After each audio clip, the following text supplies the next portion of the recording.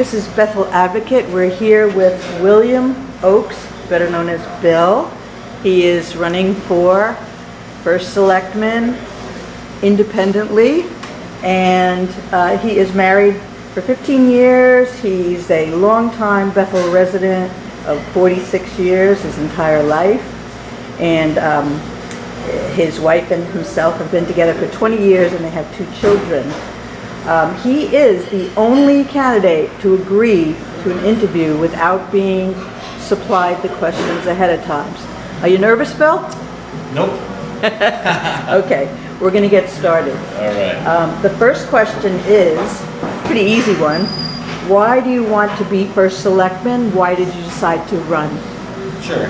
So I decided to run early on this year during the season that we had for the budget. So it was a highly contentious budget season, and I was opposed to the budget, so I wanted to go out and make a difference.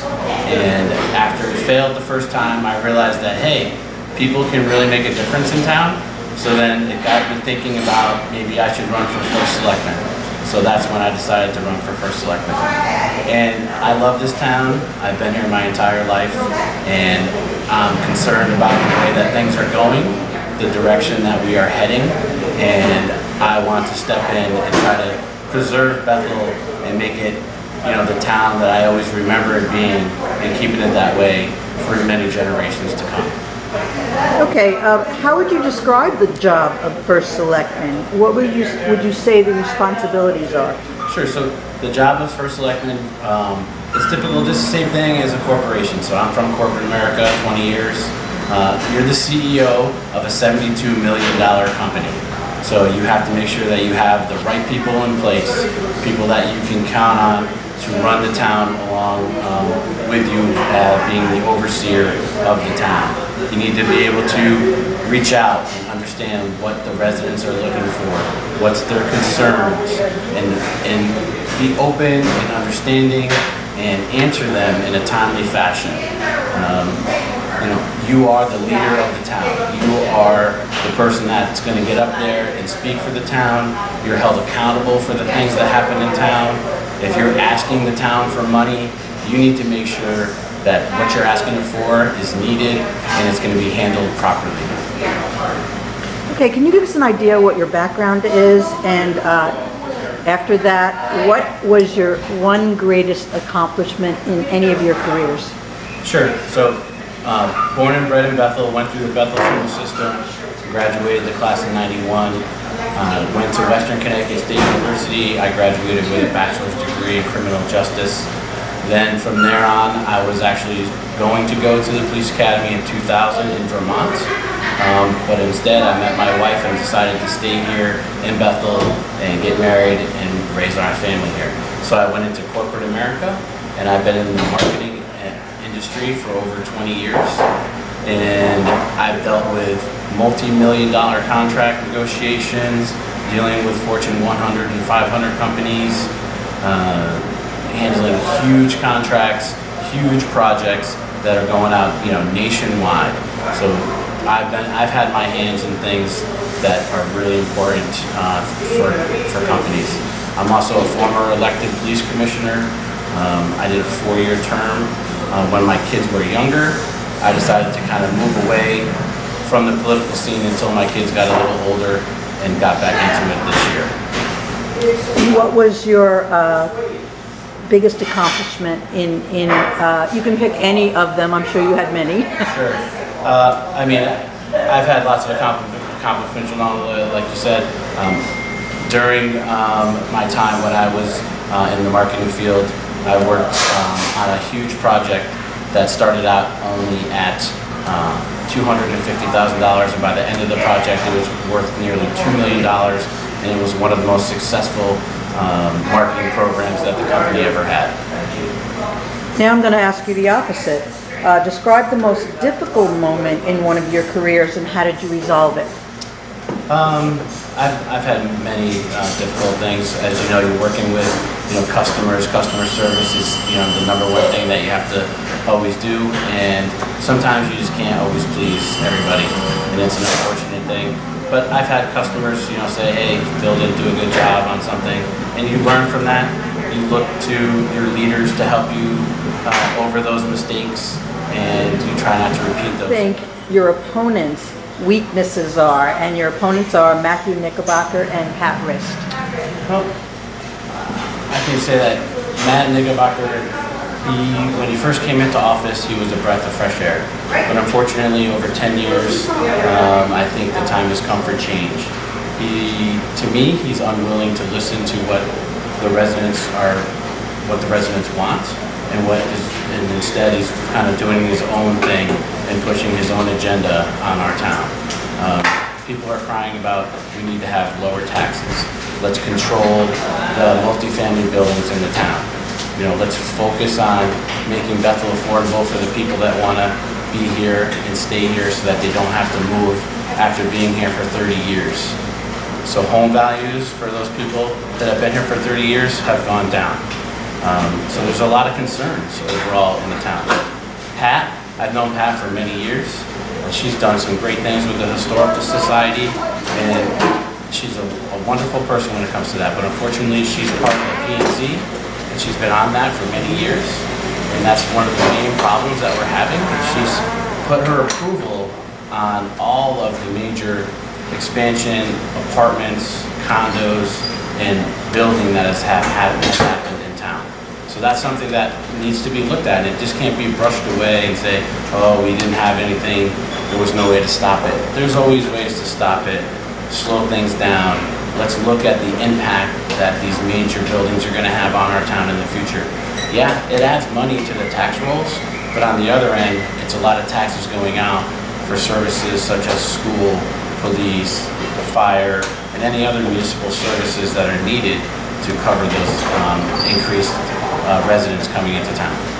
Okay, you've answered about two other questions I was going to ask you, so I'll throw them in and see if you want to add anything. One was, what is your platform for being first selectman for this year? And also, in one word for each topic, name 5 most pressing problems that face Bethel in order of importance, with the most pressing first.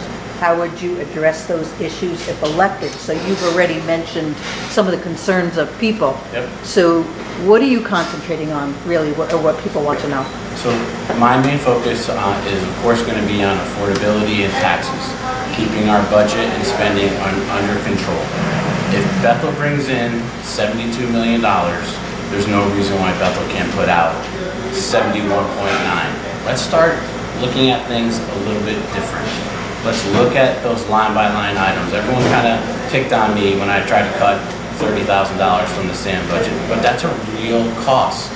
There's a lot of real costs that are somewhat inflated inside of every budget line, and unfortunately, it's not easy to find those. So now that comes on to another thing, transparency and ease of finding information within our town. It's just not there. It's very hard to go and ask questions from things and to find out what's going on and to get that information.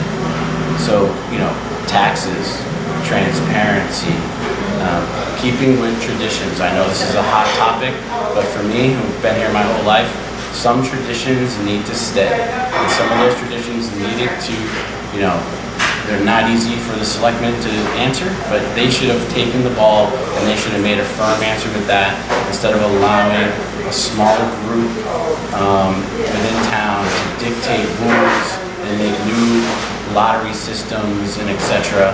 for certain traditions that are held very near and dear to, I'm going to say, 98% of Bethel residents. Okay, you're talking about Bethel residents a lot. I'd like to ask you, when elected, how will you keep in touch with residents to know what their concerns are? Will you put a process in place for residents to present their concerns and get answers in a timely manner? And if so, describe the process. Sure. So we are definitely behind the times as far as we're going into 2020, and we are behind the times as far as technology and being able to communicate within our government. So I actually talked about this just recently, and we need to have a better website. We need to have, our website's not even up to date. The old police station picture is still on our website for the town. We just spent all that money on a beautiful police station, but the old one on Plum Trees Road is still there. So we're just behind the times. We need to have accessibility, meetings, minutes. Everything should be live streamed. It should be on video. It should be easily accessible. You should be able to hit a button while a meeting's going on. It should indicate that someone in the audience wants to say what they want to say if it's open meeting, because many families, both parents are working, and they could be out and not be able to make a meeting at 7 o'clock, but it may be a pressing issue that they want to voice their opinion and they can't. So there's lots of things that can happen there as far as technology. And it doesn't have to cost a lot of money. We have my kids are in the school system. We have kids who are bright, super intelligent. They have world-class technology at their fingertips. I'm pretty sure that if we made a project or looked to the middle school and high school kids, they could come up with a better app, a better website, a better way to communicate across the entire ecosystem of schools, government, everything. So I say we need to broaden our horizons a little bit and utilize what's available to us and make everything open and transparent. I don't know how you're doing it, Bill, but you're reading my mind, because the very next question was about recording meetings. And I'm going to just say it, just in case you want to add anything. Do you think it's important to provide residents with recordings of meetings, audio and visual, in a timely manner or live stream? What do you think? Why do you think town meetings and hearings have not been recorded or live streamed in the past, or hardly recorded, and all meeting recordings inserted on the town website? Will you put a plan in place to do this for all meetings? Yes, I would absolutely do that. I am all about the town being accessible and open to everyone at all times. You know, just because the storefront closes doesn't mean that you can't go and see what's going on and be able to catch up and figure out what just happened at a meeting. Why hasn't this happened already?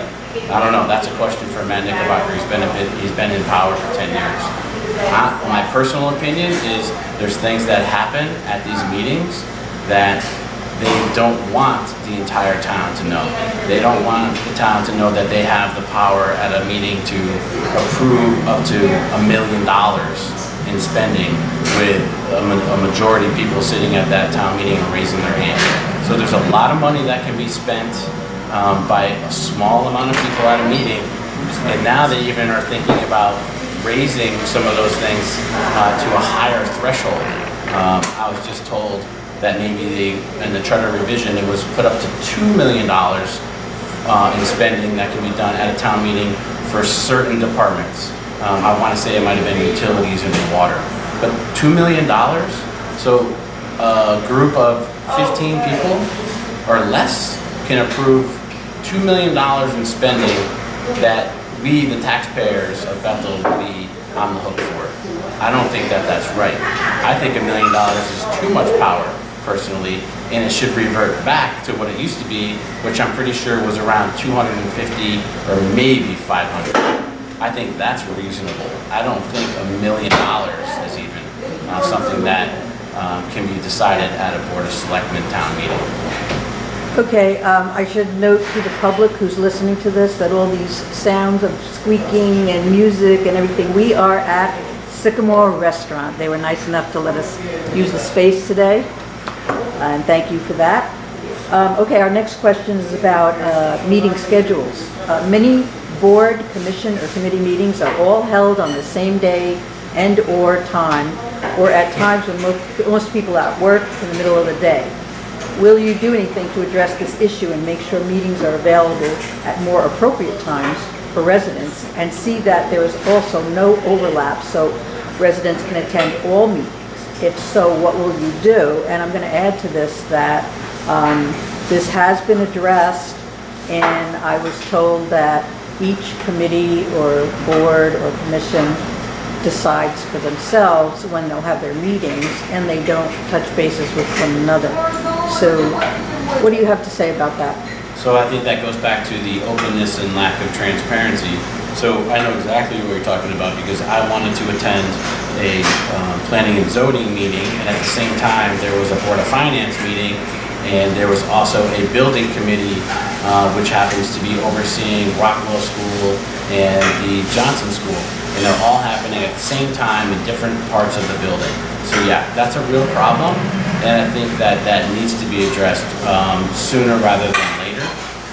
Do I think if I don't win that will be addressed? I don't think it will. I think that the schedule is done on purpose like that a little bit, and it's to make it difficult for people to be able to pick and choose where they want to go. So you can take it for what you will, but that's my opinion on that. Now, one more question on meetings, and then we'll go on to something else. Although I realize there are rules and regulations regarding minutes of meetings, Bethel records do not seem to be standardized in that sometimes the names only of residents who commented are listed, and other times their comments are also listed with their names and addresses, but not accurately. Will you address this issue to make sure all comments are listed in meeting minutes accurately? Because if you take one thing that someone says, it could change the entire meeting if you leave everything else out that they say. Yeah, so I don't think it's right to pick and choose what happens at a meeting and be put into the minutes. So if it's hard enough for an individual to get up and speak at one of these meetings, it's not easy. I've done it, and it's, your heart is pounding. So to not have a fair assessment of what you spoke about on the minutes, I think is actually an injustice to that person and doesn't give the full scope of what happened at that meeting. So maybe there has to be some type of formal, maybe, I don't know if you want to say training or something like that, that a certain way minutes need to be posted and need to be what's going to be included in those minutes, such as the person's name and maybe at least 2 to 3 sentences on what that person's main issue was that they discussed. Okay, now we're going to go on to something a little different. What will you do to address out-of-state license plate offenders, and will you establish an actual system to catch these offenders? Or do you think there is no way to enforce this law? And if so, is this fair to residents who register their plates properly and pay their fair share? So now this is a topic that I've been fighting for multiple years in Bethel. So I myself, I'm a huge car enthusiast, so at one time I owned 4 cars. So I paid taxes on 4 cars, which was close to $2,000. So yes, I have personally gone to the town and given them marker plates, pictures, identification of cars that do not follow these rules. So in our town, it's very lax, unfortunately. So yes, this needs to be stepped up because there's a lot of money being left on the table that can be utilized for town services. So it's great that we're seeing people move into Bethel, and I'm about, listen, if you want to come live in this great community, that's fine. But you also need to pay for those services that make this community great. And it's unfair for, say, the 85 to 90% of the people that do pay their car taxes for the other part not to. And we shouldn't just give them a pass. And I think it's been kind of like almost like a sanctuary type town situation where the current administration doesn't go out and try to do anything. And I think I actually saw Matt say that there's no way to enforce it. Well, unfortunately, there is a way to enforce it because it is a state law. So I think it's after either 60 or 90 days, you need to turn your plates over to Connecticut registration. Okay, the next question is a hot topic. What do you think of the 830G affordable housing requirement and the new building projects that are being approved in Bethel? Even though this is a state issue originally, do you plan on doing anything to address this issue and the concerns of residents or builders? If so, what will you do? Sure. So I've been very vocal about this already. The affordable housing, I understand it. Yes, it's a Hartford law, but also, why do we have a planning and zoning commission? If they say they have no power, of course they have power. Other towns have been able to fend off the affordable housing, so such as Richfield, and Newtown. So if these other towns can do it, so can Bethel. And yeah, we may have to look into other ways to do it, but there is an avenue to slow down the building so that we can see what's going on. And at the same time, we do have to reach out to Hartford and let them know what this is doing to our smaller towns. So, can we ask for extra studies? What's going to happen in the future? What's the impact of a large apartment complex going to have downtown? So the Grand, the second version of the Grand going behind True Value, is going to have a major impact on the downtown area, good and bad. Yeah, you're going to see increase in business and everything like that, but you're also going to see more traffic on a congested road. You're going to see people driving through the parking lot at the True Value. So there's a lot of things I think that weren't really looked at before the stamp of approval was done on that building. I was very adamant against the one that just happened on Worcester Street because the P&Z could have actually denied that. They had the ability to deny that because that building did not have the required parking spaces. You're talking about 10 Worcester Street, correct? Correct. Okay. So that building did not have the required parking spots available. And they made an exception to allow the residents of that building to park in a municipal parking lot. So now this opens up a whole other can of worms. So why did this happen for this builder? Is that fair to all the other builders? Is that fair now to the town employees who now have to go and make sure that that area is safe? So it opened up a whole other can of worms, and I'm very surprised that the planning and zoning approved that, to be honest with you. Okay, the next question is connected. Do you think the increased Bethel population from all the new single-family home projects and multi-unit building projects will put added pressure on our police and fire departments? If so, what will you do to remedy the situation? And I'm going to continue and ask you the second part, and you can answer it as a whole. Will you have any studies done on how this development will affect services like police and fire departments and school enrollment and expenses, etc., or even how further commercial development will affect the businesses that already exist in Bethel? So it's two parts. So I mean, part of that is why I've been pushing and talking about some type of a moratorium going into effect. Even if it's for 6 months, and maybe it gets challenged, in court, but it'll give Bethel a chance to take a breath. Let's take a real clear look at what these buildings are doing. So yeah, they're bringing in money and they're adding money to the tax rolls. But if each one of these buildings adds 50, 60, 70 new students, that's a lot of money going out the other end. And I don't think the additional tax revenue on the front end is going to be able to handle what's going to be going out and asked for on the other end. So the increased services, I'm glad that you brought that up. So yeah, when more people come into town, there's increase in traffic. There's more, the possibility of more accidents, more supervision that has to happen in these complexes. So now, yeah, you're looking at extra police officers. And for the fire department, we have the major issue right there where we need the ladder truck. So how do we even, once the Grand opens up, which I think is going to happen relatively soon, how do we even go in there and provide adequate safety and fire response to a building that size if we don't even have the correct equipment for our volunteer fire department? And if you look at different town sizes, Bethel is pretty close in size of population to Richfield, and Richfield has a paid fire department. So if we keep adding and building, how long until something needs to be supplemented here in Bethel? We already have a paid paramedic, but what if we need to have 2 or 3 firemen that are paid full-time all the time with our already awesome volunteer fire department? So there's a lot of things that need to happen. And additional studies, yeah, and I don't actually think the town should have the burden of all of those studies. Let it be on the people that want to put these huge buildings up and in our town. You need to provide us the impact study. You tell me what it was like, let's go back in time. Let's look at a picture of here it is now, what was it 5 years ago, and what can you see in the future? I mean, that's reality.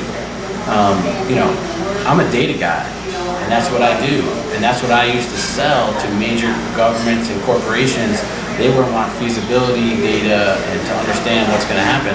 So they don't want to know what's going to happen right now. They want to know what happened, 10, 15 years ago. You take that with what's going on now, and then that gives you the ability to see into the future and have some kind of an idea of the impact that will happen. I'm going to add a question. So as first selectman, do you think there should be a method actually set up to look at everything that's in front of the Board of Selectmen and put it in a priorities list? And if so, would you say something like the ladder truck is top priority or something else? Sure. So I put this out already on multiple forums in town. Your job as the leader of the town is to provide a safe community above everything else. If you're not looking at your fire department and your police department to provide the utmost safety for your community, you are failing. I'm going to say it right now, you are failing as a leader of this town, and that to me is unacceptable. I live here. I have kids here, I have family, I have friends here, and You have any pets? Yeah, everybody. Yeah, right. I don't want anything to happen to them, and when I'm first selectman, I will make sure that all of our first responders have everything that they need. Okay, now this is another touchy subject. Can you explain why taxes go up every year and why some other towns manage to minimize taxes? What will you do in order to reduce taxes?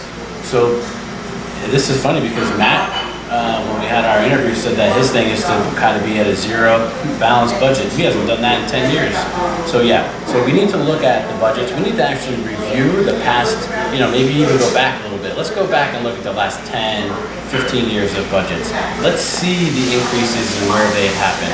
And let's see if are we involved in bad contracts? I don't know, maybe we got to take a look at that. But I think we have to look internally at our spending now and to make sure that we are getting the best deals possible for our town. And are there other avenues to get better deals? So the sand, I bring that up all the time, but the oil and the gas, there's like hard line issues that can be looked at. And those are figures that if you negotiate, or hey, what if we got together with different towns and hey, I talked to Danbury or Newtown or Brookfield, and all of a sudden, hey, we need to buy X amount of gallons of fuel or X amount of tonnages of salt and sand. How about we do that together? And we walk in, and now, as a buying force, can we get better deals that way? Okay, next question is, and we've hit on this a little bit, but I'll ask anyway.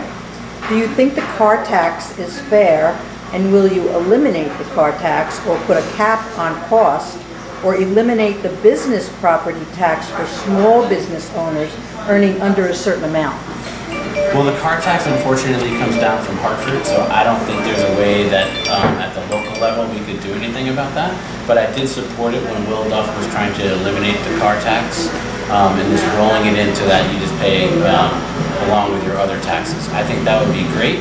It would alleviate the burden on the town, and maybe that actually saves us money in the long run if Hartford would streamline something like that.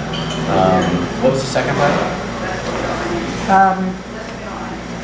It's about eliminating the business property tax Okay. for small business owners under a certain amount. So business, we need to be a friendly town towards our businesses. So I've talked to multiple small business owners, and they're taxed on a multitude of things, and I'm not sure if the public really knows. They're charged on fax machines, just any type of office equipment that they may have that maybe they don't use a lot, but they're taxed on every single item within their small business. So if they're a small business of 0 to 10 people, that's a big tax every year to them. Now, should they be being taxed at the same level as a larger corporate? We need to look at that and see if that really makes sense. Because we need to bring, since you brought it up, we've had 0 new commercial in Bethel in the last 2 years. 0. And this was on the record by our current leader, Matt Nickerbacker. And we've had an increase, I believe, of 1.4% residential. So So there you go. That's why we can't have a balanced budget, because we have nothing to offset the residential building. So obviously our current status of how we're doing things is not driving new businesses into Bethel. You know, our counterpart next door, Mayor Boughton, he had a video when he tried to get Amazon to come in here. I don't see Bethel trying to drive anything like that in here. I'm going to jump to a question that has to do with what you're talking about while we're on the topic.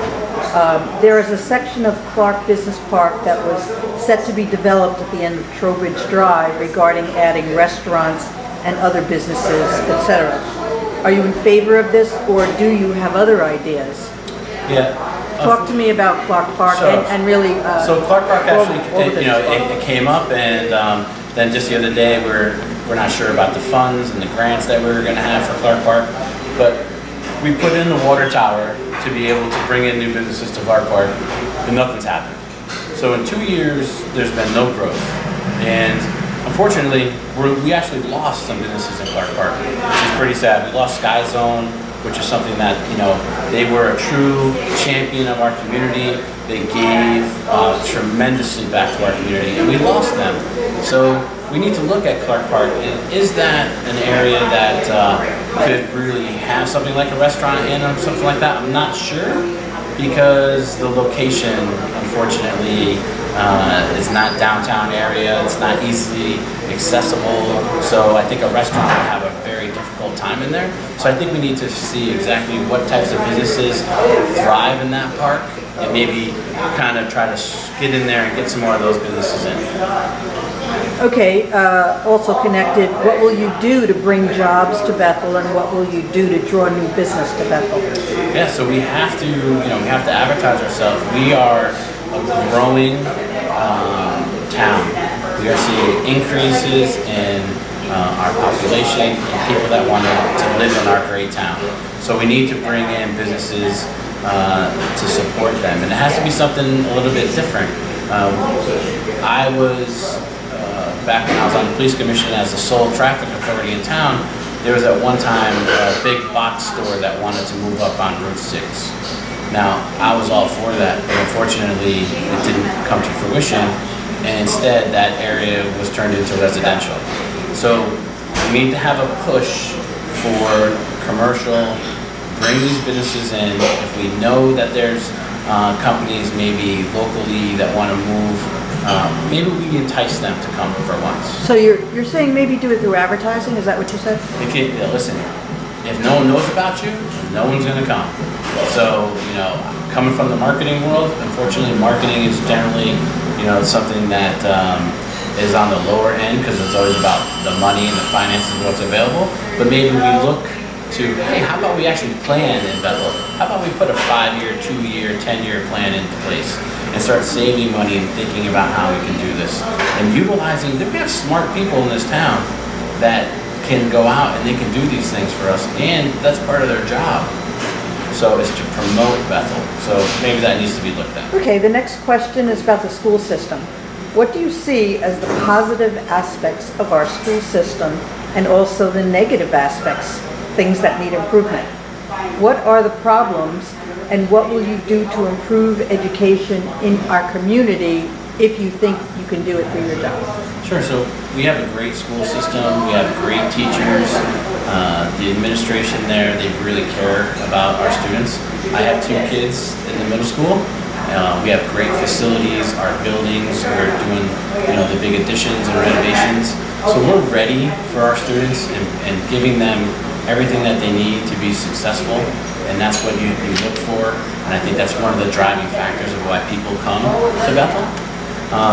The things that need to be addressed in our school system is we're still a little bit,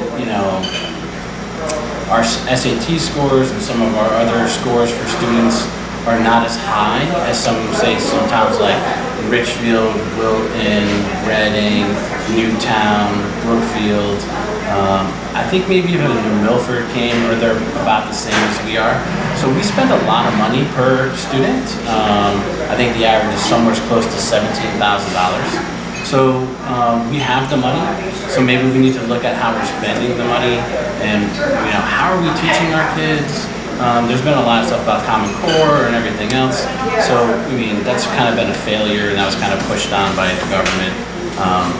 Maybe it's got to go back to when I was in school, to where the teachers kind of taught more towards the kid, and look at that. The other main issue that I brought up, and actually Dr. Carver admitted to at a town meeting, is that there are students utilizing our school system that do not live in Bethel. This has kind of been quietly handled, but I'm not sure that it's being handled to the extent that I feel it needs to be. Because as a taxpayer and a resident, I want to make sure that our schools and the money that we're putting into these schools are being utilized and are being used for people that have paid into it. So I had to utilize those services for my son. And I want to make sure that those services are available to every other resident that belongs here. But if there's residents that don't belong in Bethel and are not paying into our system for tax dollars, and they're utilizing those services, it's taking away from somebody else that deserves them. I have an issue with that. And I think that it goes back to like the license plate thing, is we're kind of like a little bit of a sanctuary town where we don't want to ruffle too many feathers and upset people. Well, I'm sorry. There's rules and there's laws, and they need to be followed by everybody. We pay our superintendents very well, and they need to address this or be held accountable. Okay, I'm going to continue with the school question. It seems that music and art programs, for example, there could be others, continue to shrink in our schools, and now other programs could be on the chopping block too. Do you think that taxpayers have a right to say what happens in school programs? And do you think it is important for the first selectman to keep an eye on what is happening regarding education, or is that not your job? No, so that's great. So, and this is why I love Bethel's form of government, and I don't want to see any changes to it, is every resident can go to a Board of Ed meeting and talk about any type of topic they wish to. They can ask to be put on the agenda. They can talk about services that have been taken away. Yeah. When I was in school, we had shop class, we had woodworking class, we had printing class, we had a lot of classes that are no longer offered. And now you see some of the schools are actually reverting back to that. That's because, hey, not every kid, not every student that's going to graduate from Bethel schools is going to go to college. And there's a need for them to be ready. We're supposed to prepare our kids, and if we're only preparing them to go into college, well, what about the kids that aren't going to go to college? What are we preparing them to do? Well, we should be preparing them to do something else, a trade. There's other avenues in life other than college, and I think that's been forced on, society a little bit. As hey, every kid's got to go to college, and we're seeing that now when slowdowns happen in corporate America. I've been part of that. I've been laid off. And they're seeing that, corporate America is not so rosy, and there's nothing wrong with being a plumber, an electrician, a carpenter, or wherever it may be, because these are needed services that are in high demand. And are we falling short by not providing any of these to our kids?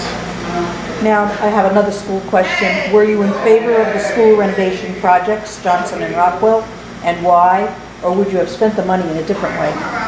I was definitely on board with the school projects as far as fixing up Johnson. Rockwell, as being the older school, my thought process on that was a little bit different. I would have rather seen the money go to a larger addition onto Berry School and make that into one larger complex.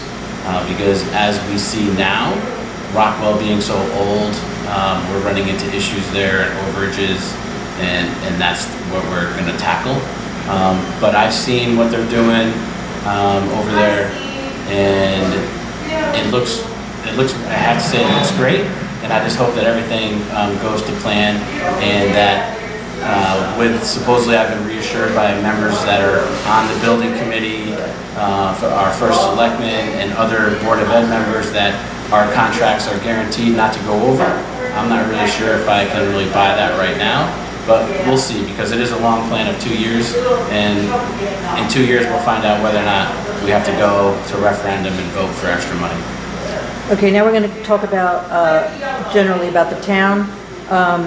There is a master plan that has to be done every 10 years, but it is very general in nature. So will you develop a master plan for Bethel, meaning an actual architectural drawing of how and where residential and commercial development will occur, and when and how much property will be developed and how, more detailed than the existing general master plan? Or will you allow the building approvals to be done on a first come, first served basis with no regard for a master plan, as it seems to be doing now?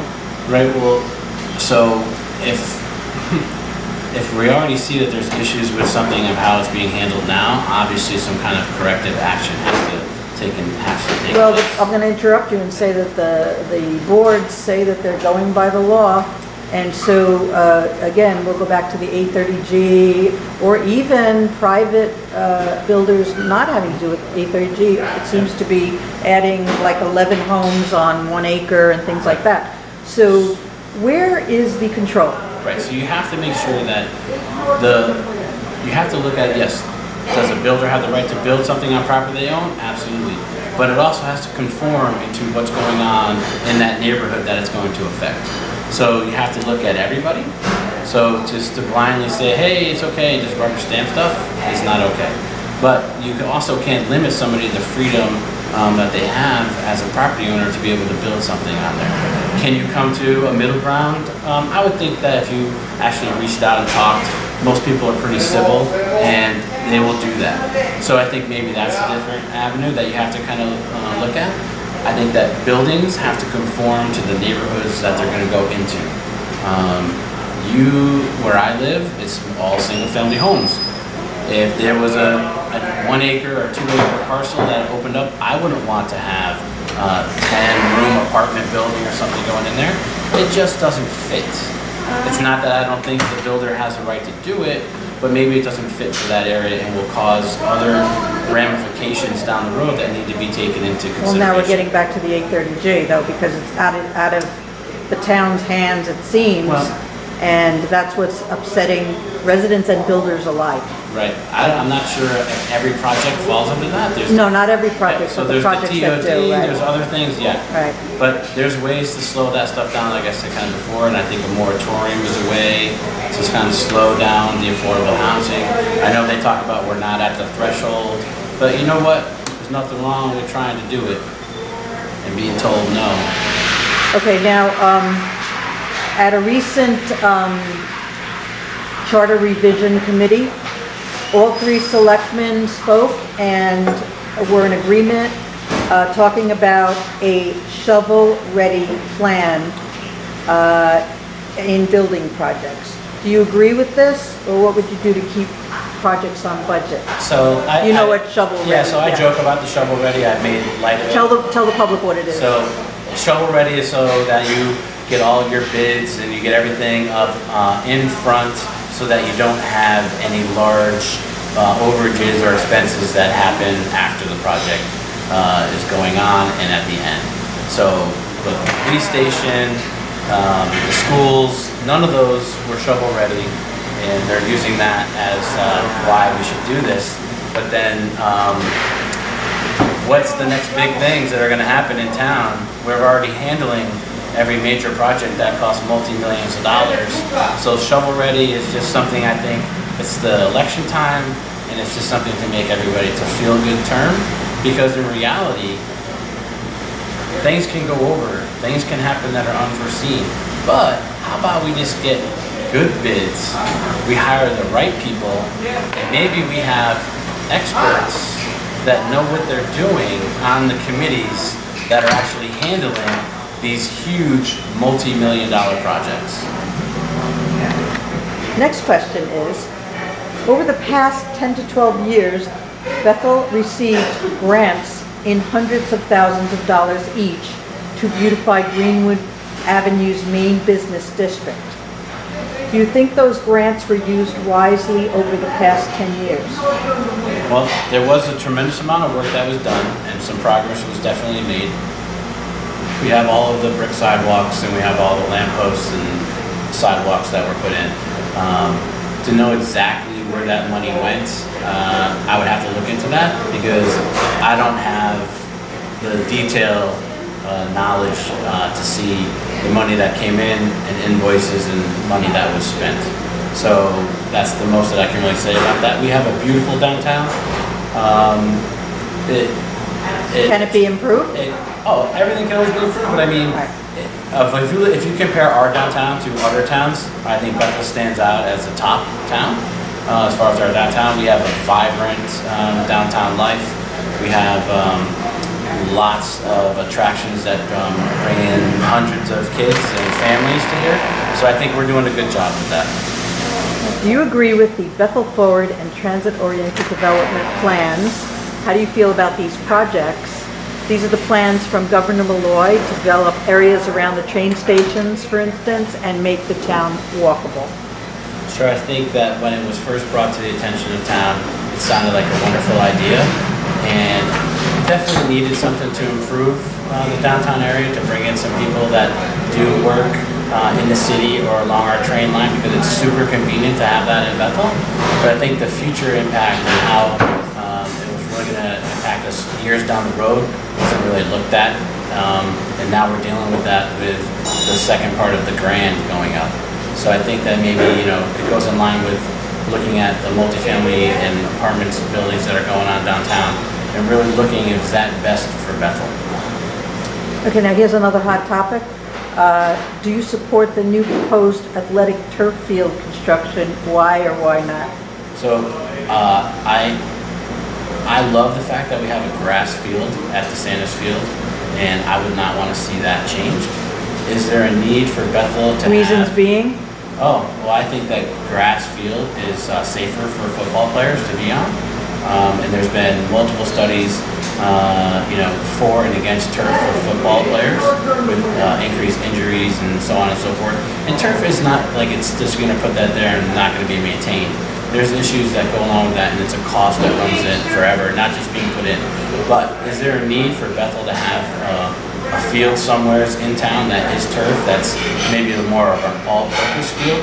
Because unfortunately we are in the Northeast, and the weather does affect sports, and a lot of sports are canceled and stuff like that. So I do believe in the future that we're going to have a turf field.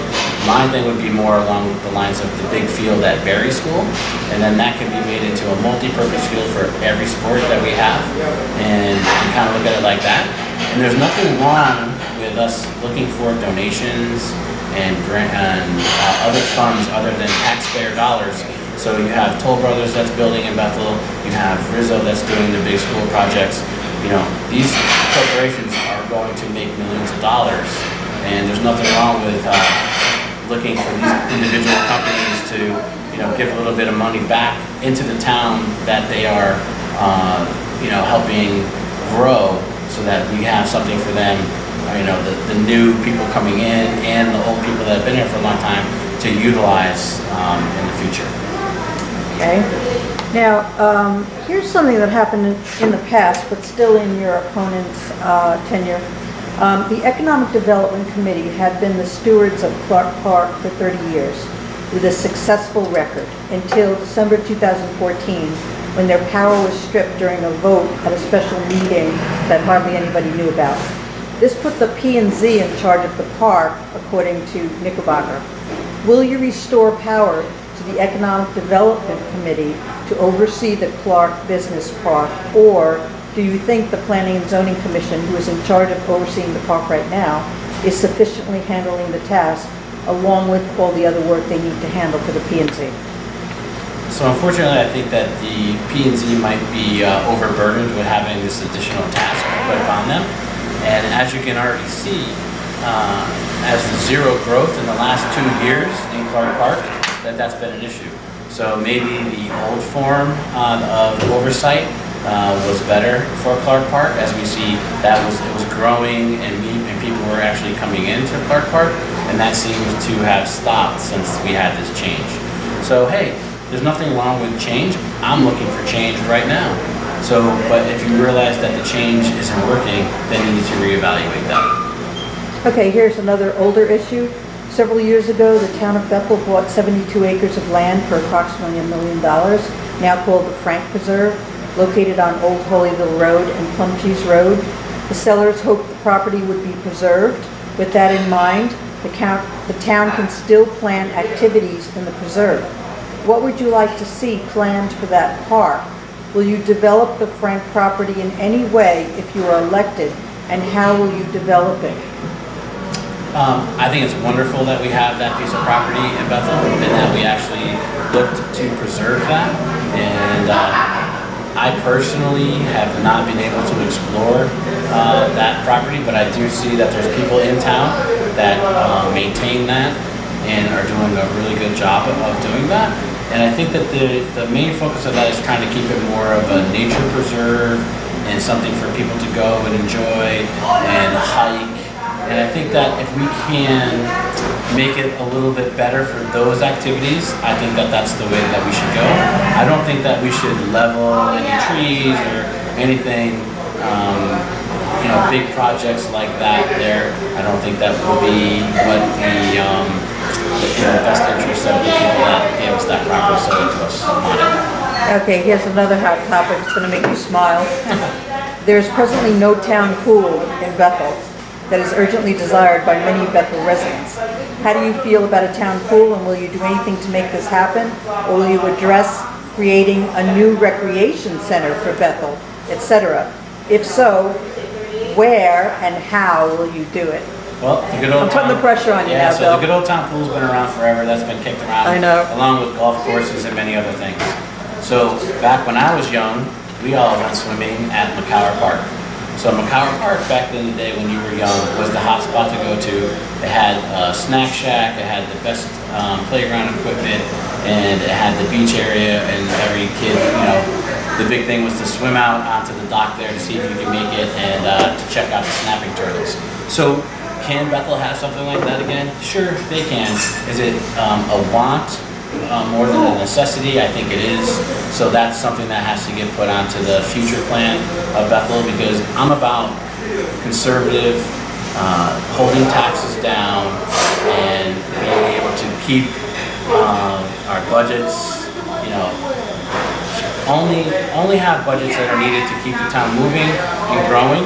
And I think that that's something that's a little bit above and beyond, but it can be added to a long-term plan. And it goes back to me saying, hey, if we can bring in $72 million, hey, maybe we can survive on 71. Now you're talking about $1 million a year in savings. So a turf field, a pool, all of the necessities and nice things that other towns around us have, they can be accomplished if we save our money. Next question is, what condition do you feel the infrastructure of Bethel is presently in? How often will you monitor it, and how will you do that? And do you have a plan to assess the worst problem areas and improve the roads' other problems? Sure, so roads are always a hot topic, paving, and as we see, a lot of paving gets done, as people joke about at an election year. But we need to have a better plan of action to go out and be able to hit some of these roads that have been neglected over years. We put a lot of money into our water system, which I'm very proud of, because at one point in time, our current selectman wanted to sell our water department to Aquarian, and I was opposed to that, along with some other residents in town, and we were able to hold on to our water department. So water in Bethel is huge. We have a lot of it, and to give that up and to give up all the property that was around our reservoirs would have been a very bad deal for Bethel. So yeah, we have to, plan out how we're going to fix our roads, get a better plan of action going, and actually stick to it, because there's been many years when roads have been planned to have some work or pavement or drainage done, and that hasn't happened. Okay, next question is, Presently, the choices for senior housing or retirement communities in Bethel are poor or unaffordable. What will you do for the seniors in Bethel? Sure. So the seniors, unfortunately, with our current administration, always got money taken out of their budget, which is very unfortunate. So I look at our seniors as people that made Bethel great, and we need to support them and look forward to finding them reasonable housing that they can live in. So we need to look to expand our current housing offerings to them. So we have to look at Reynolds, Ridge, and Simeon, and maybe there's other property in Bethel that can be utilized to build some affordable housing for our seniors. Okay, now the next question is about veterans. Do you think there ought to be a special veterans park in Bethel? Or what do you think should be done for veterans in Bethel, and how will you do it? I think that Bethel does a great job supporting our veterans here. We have a lot of veterans in town, and anything that we can do to support them, they give the ultimate sacrifice, and they go out and they fight for our rights and for our Constitution. We should always be, looking forward and how we can celebrate any veterans that live in our town. Next question. What will you do to promote music and art in our town? Will you have any plans for a live theater or a music center? And if not, why not? Music and arts. My kids are both very into both of those things. And I think lots of other people are too. And there's lots of artistic and musically inclined people in town. I think we do a lot right now with the bands at the gazebo and other things. Can we have more of that in town? Absolutely. As far as having a theater or something like that, that's something that we can definitely look into. It's not a negative or a detractor to bringing people into town, and actually would probably, bring added business to the downtown area if we had a place where they could go and perform. So, hey, maybe we can use the old stage in the municipal center, because as a kid, that's where I went to school in middle school, and we had a lot of plays and activities on that stage. So there's nothing wrong with that. Okay, next question. What do you envision Bethel to be in the next 10 years? Well, that's an interesting question. It depends on the path that Bethel takes. If Bethel takes the path that it's currently on, we're going to end up with lots of multifamily housing, apartments, more congestion, higher taxes, and unfortunately the people that made Bethel great are going to be leaving Bethel because it's going to become unaffordable, unfortunately. And I want to see that not happen. I don't want to see that happen at all. So on the high end, what do you see? So on the high end, I can see that you form the Bethel that I grew up in which there's many people here in the community that love it, that have been here for a long time, and that want to be involved and they want to have a voice, but maybe they don't feel they have the opportunity to do that. Well, maybe the Bill Oaks first selectman can make things change here in Bethel and give the people the opportunity to come out and voice their opinion and not feel that it'll fall on deaf ears, and to make Bethel the strong community that it is and what it can be even better. Okay, next question. What advice would you give to anyone seeking the position of first selectman? I say go for it. I mean, people are still asking me why I'm doing this, why would I petition myself to get on the ballot? And I said, because you know why? Because this is what needs to happen. Someone needs to step up to the plate and speak for the people of Bethel who really care about this town. I love this town. My family's been here for 5 generations. My kids go to school here. There's nobody more in love with this town than me. So, is there anything you'd like to say to your opponents? Now's your chance. Yeah, I mean, I can say a lot of things, but like I said before, when Matt came in, he did a great job. It's just time for change. Unfortunately, he is not really open and receptive to listening to residents. He is turning the town into something that I don't think the majority of the residents are really want, and I think that it's time for a change. Same thing with Pat. She's been here for a long time. She raised her family here, She does wonderful things with the Historical Society. I'm actually hopefully going to be able to go on the tour around town that she's doing for Halloween. I think that's great. I just don't see her as the change that's needed that I can offer the town. Okay, now, before I give you your last question, I want to say thank you so much to you and also to the Sycamore Restaurant for allowing us to use the premises for your interview. And I invite people to come on down. It's about lunchtime now, and it's a beautiful sunny day. So now we'll give you your last question. Is there anything else you'd like to say in closing? Well, we've covered a multitude of topics today. I mean, the only thing I can really say is that it's time. Bethel is at a serious crossroads right now, and November 5th is right around the corner. The unaffiliated vote in Bethel is large and has a real voice, and I'm asking for you to come out and support the true change of Bethel. Thank you so much, Bill. Good luck in the election. Thank you.